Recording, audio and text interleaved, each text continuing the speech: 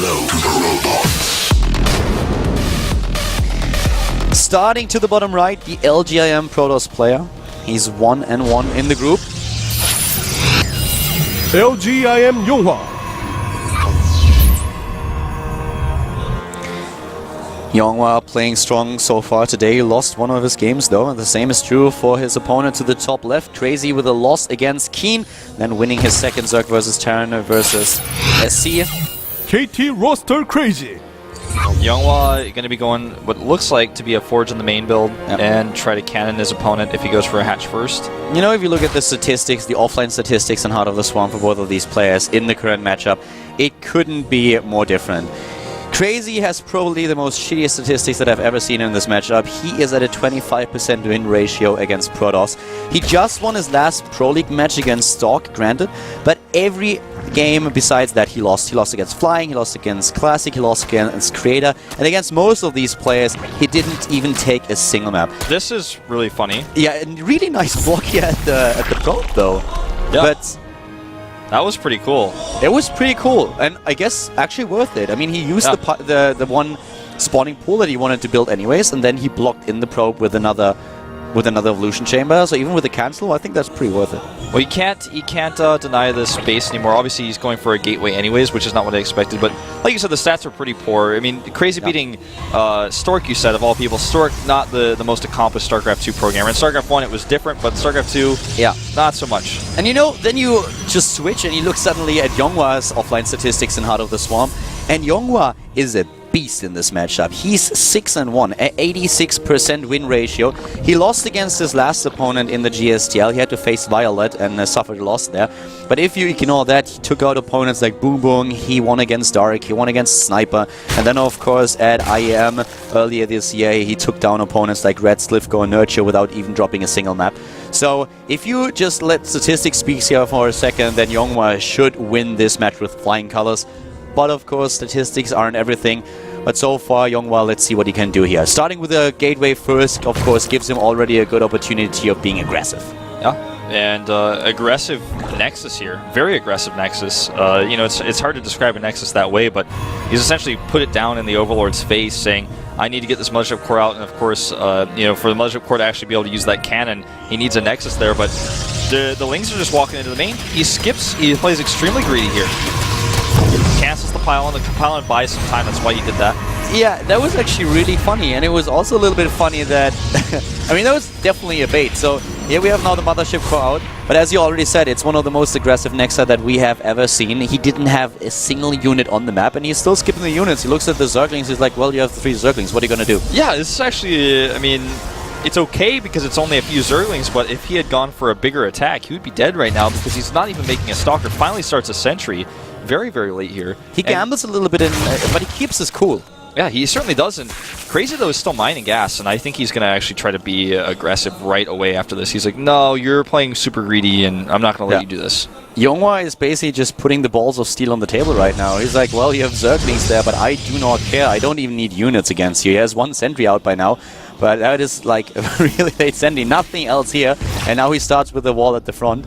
And if there was a huge Zergling attack, like one of the Speedlings attack that we've seen against Protoss in the past, he would have been in a lot of trouble there. Yeah, for sure. And something like that could still follow up. He has the ability to now add a Roach Warren or even a Baneling Nest or both. With all the gas he's mining, it starts a lair. So he's going for perhaps even 2-hatch Meta with the double gas going down.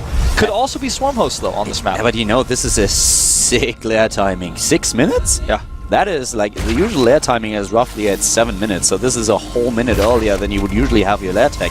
And he's on 2 bases. As a Zerg, of course, when you're up against a gateway opening, you're a little bit reluctant to go into a 3rd base early on, and you're much more likely to start with your tech. But this is something where he could really go for either an aggressive Mutalisk timing, or as you mentioned, he could go into Swarm Hosts. He's adding the 4th gas. I think it's going to be Mutas. This is a great map for Mutas because you can ping-pong between the bases so well. We're going to see YongHwa move out, and he expects there to be a 3rd base, so he wants to pressure here with the Mothership Core for recall. You know, against this, I would really like to see Swarm Host, though. Swarm Host, with a good timing, can help you to defend against any kind of aggression that you face early on.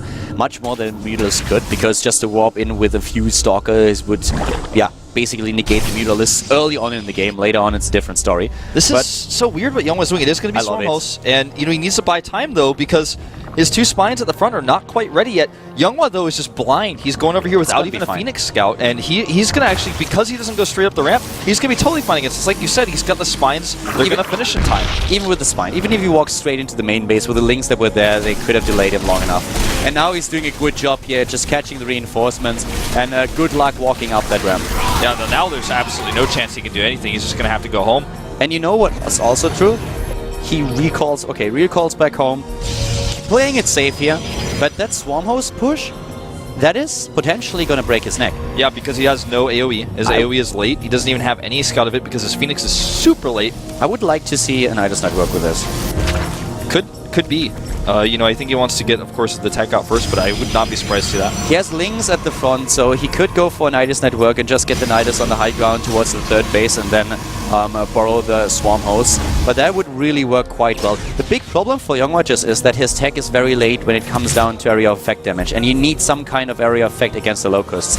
You either need Colossi, or you want at least to have, let's say, Storm, or Tempest to at least have the range. If you don't have something against the Locust, at least have the range to push those Swarm Hosts back. I would like to see him actually cancel Blink right now. Go into +2 immediately instead. Because Blink is not going to be useful at all here. I mean, yeah, you can Blink back against the Locusts, and the Locusts just are like, okay, fine, we'll just keep going. The only thing that he could try is Blink on top of the Swarm Hosts. Yeah, that's a really risky move, though. You know, it's like you've got one shot, and you mess it up, and it's all over. If you time it well, then you can make that happen. You just wait for the first run of Locusts as soon as they are gone, or you dodge them. Blink on top of those Swarm Hosts, and if you have protection, you can take them out. But a good Swarm Host player should always have some protection around to take down the Observer. Yeah. And usually has a few Lings, Roaches, or maybe even just Queens to defend against. And in this case, I just don't even think Blink's going to be ready in time. In this case, he also starts +2, and he's going to be fine. He's going to be able to have both, but I would have liked to see +2 even faster, and faster Colossi. Right now, he's just barely got enough to start one Colossus, but if Blink was cancelled, he could start a Colossus and range at the same time right now, which he needs these things desperately right now. I mean, we're talking, this is not just, oh, he's going Stormhost, I'll react. He's already going Stormhost. I need these right now. He's also going into the Spire now and double Evolution Chamber. I love the double Evolution Chamber, but I think that he would have benefited from getting more Swarm Hosts and making this a bit more of an aggressive timing, because now he invests a lot of gas, not only into the Spire itself, but also into the double upgrades. And the Spire will give him an opportunity to get the Corruptors out, but additional Swarm Hosts a little bit early in the game would have allowed him to put a lot of pressure on YongHwa, and then he could have still transitioned into upgrades. I don't understand why he's so scared to move the Storm Host for the first. Right now he's not doing anything with them. I mean, he's just showing Locusts, and the Locusts die before they can even poke at the pylon. They're also way too far to the back. Yeah, that's what I mean. Like, I don't know why he's so scared with them here. Well, the problem for him really is that he doesn't have anything to protect them. I personally thought what we would see is a faster Hydra Den, going into a Swarm Host and Hydra composition, relying on a lot of Swarm Hosts at the beginning, maybe with a little bit of a circling backup, and then investing into Hydra list, just getting a few of them out there to just snipe Overseers, Observers, and make sure that he has something against Gateway units, and then transition a little bit slower. Right now we have him heading straight into Hive. He wants to get the Vipers out. He will have a very scary composition, but it's gonna hit very late compared to an aggressive Swarm Host Tyrant. Yeah. We have DTs coming in here. There's not a whole lot set for defense. Look at the commitment here to a Corruptors. 10. Yeah, I find this a little bit strange. I thought what we might see is a big switch to Mutas after there's a heavy commitment to Colossi, trying to surprise him that way. But with these Corruptors, I mean, more power to him against the Colossi, but there's a lot of transition here for Gateways by YongHwa. Yeah, he's also getting the +1 attack upgrade for melee. It's not the +1 attack upgrade for Locusts. He might... I mean, that kind of makes sense if he goes into Ultralisks later, but maybe he just has those Swarm Hosts out because he wants to defend against the aggression, but I feel he could have used them in an aggressive way. These DTs have done nothing. I don't even know why he keeps sending them like this. 22 drones! Oh my god, I don't think I've ever seen that many on a production tab before. Yeah, at least enough of the Swarm. I'm really curious what he does. He goes into the Greater Spire now. Yeah, it looks like he's just going to go into Brute Lords, which is not normal for Heart of the Swarm necessarily, but it can work, especially with the Locust. It's a more late game oriented composition where he's not trying to end the game right now or really even contain YongHwa, but he's just trying to build the better composition early. A late game composition between Broodlords and also the Swarm House is really strong. This also explains why he is so heavily commits into Corruptors. He wants to go into... He's not scared of Colossi. He wants to use them against Colossi as much as he can, but his idea for the late game is to go into the Broodlords. And if you have both, if you have the Locust and the Broodlings, it helps you a lot. Also explains the melee upgrades instead of the range upgrades, but I still feel he could have done a little bit more with those Locusts at the beginning. Yeah, but the problem is really going to be for YongHwa if he allows this composition to happen. Yeah, that's why he's saying this aggressive timing here. He's added a ton of gateways. He's about to hit with +3. He has 12 gates right now, and he's not going to make any attempt at the 4th base unless this fails. He wants to end the game right now, and he very well may. He's massively ahead in supply right now, and he's going to have +3. Charge is going to be done as well. Look at all the gateways he has, all the warp ends. Yeah, a lot of spine crawlers are now being built. What Crazy did was overcommit to the economy on purpose so that he had the extra drones that could be used for spines and spores. The Broodlords are on the way. This timing decides everything. I don't think that YongHwa will be there in time. I think he can bait out enough time to make this happen. Time warp goes down to barely, wings. We'll see. The spines are almost ready. Could just work for him. The spines will be ready in a second. He needs to save those few Swarmers that he has, and that's exactly what he does. And those Broodlords should be ready. The Broodlord's almost ready. He has in total 6 of them. 6 Broodlords, the 7th one. Maybe it's the lucky number for him finishing as we speak. But one more blink forward. He needs to blink forward, but here come the Locusts. The blink is good, and immediately he focuses down Broodlord after Broodlord. 2 of them already down, the 3rd one dying as well. But the Zerglings are streaming in. The Colossi are way too far behind. Yeah, the Colossi need to be targeting a little bit better here. They're saved against the Corruptors. This is still a fairly even exchange, but the problem is Crazy's Locusts don't cost money. Exactly. The Broodlords don't cost money either. He's reinforcing with Stalkers, but I don't think Stalker's going to cut it. He could reposition those spine crawlers that are currently at the 3rd base. Another round of blink in, and he snipes all of the Broodlords except for one that comes to transfuse in the last second. This the is Queen his moment here. Saving the Broodlord's ass, and now it's time for the Locusts to shine again. This is absolutely his moment. Now he needs to get another time warp there on the ramp. Perfectly done. The last Broodlord is gone. He needs to snipe the Observer. Yeah, that's the one thing he could have done to protect his Swarmos, but he did not do it. The Observer gets away. The Queen not able to target it. And YongHwa is just walking such a thin line here, but it looks like he's able to pull that through. Another forward blink, sniping those Broodlords, taking them out. There's no answer for those Colossi either, and the last of those Swarmos will fall with the Observer that rallied across. Should be able to target them down really easily here. Last Colossi gone, all those Corruptors that he has had to sacrifice to achieve it, and such a huge army of the Protoss player on the doorstep of the Zerg, and more units are just being warped in. Oh, the Observer is gone! That's it! The Observer is gone. He can't push through anymore. Not without that Observer. He started a new one, but he's losing a lot of ground units here. He needs to take down the 3rd base, I feel, Wolf. Yeah, well, one Observer is about to catch up.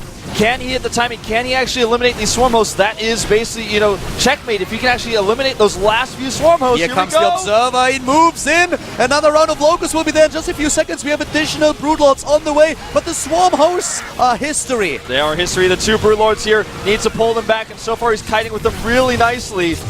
Oh my god, this is such a razor-thin line. Like you said, the YongHwa's walking here. That timing is crazy. And now we have the Protoss moving in. One Swarm Host is ready, but immediately destroyed. The Broodlords trying to do the best they can.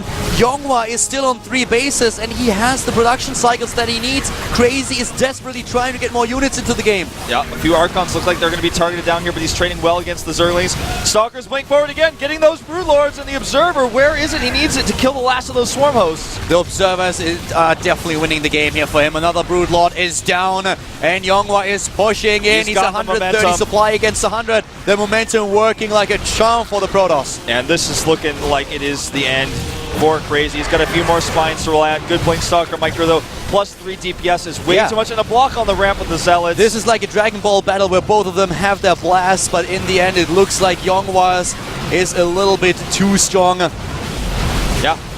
And I mean, he just has too much production. Crazy is supply blocked. He's lost a base. It's 3 base against 3 base. He lost so many drones. Yeah. YongHwa takes it. GG. Very nicely done. A bit of a shaky opening by YongHwa, but he ends up hitting that timing just perfectly. Seconds later, and this would not have worked. Yeah. Just a few seconds, a few more units in the game, and YongHwa would have been out of luck. That was interesting. It was a really interesting game. I mean, looking back at it in hindsight, what Crazy was trying to do is, heading into Broodlord and Swarm Host.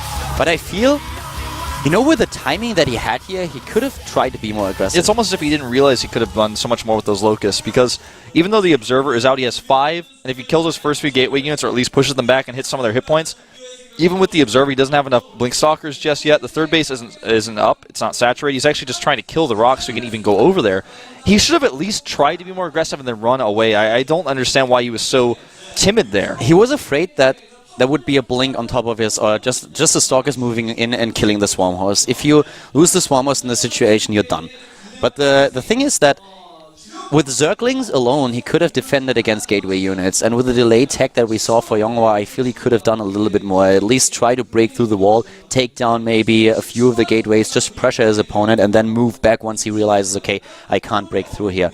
But I really feel that with a more aggressive timing, he could have done it a little And bit more. YongHwa didn't know about it at all until he showed his Locust. I mean, he never once Hallucination Scout. That's why he walked across the map a little bit awkwardly with those sentries. He shows up to the third base and he's like, oh, there's no third base here. And then he loses his Zealots, has to recall. And at that moment, that's when the Swarm Hosts pop out and he has this huge opportunity to go across and put some pressure on directly. If you can rush into this composition that Crazy was aiming for and you pull it off, then yes, you win the game. But I feel he could have played this a little bit safer, pressure with the Locust at first, having the Zerglings there to defend against Gateway units, because there was no +1 either. So the Zerglings can do a lot of damage here. As it is, he tries to go for it right away and is not able to pull it off. YongHwa with a razor-thin timing, just barely able to defeat Crazy, but now Crazy in a lot of trouble, 1 and 2 in the group. We are heading into another 5-minute break, and once we are back, we will see the next set of matches that might already decide who goes into Korea today.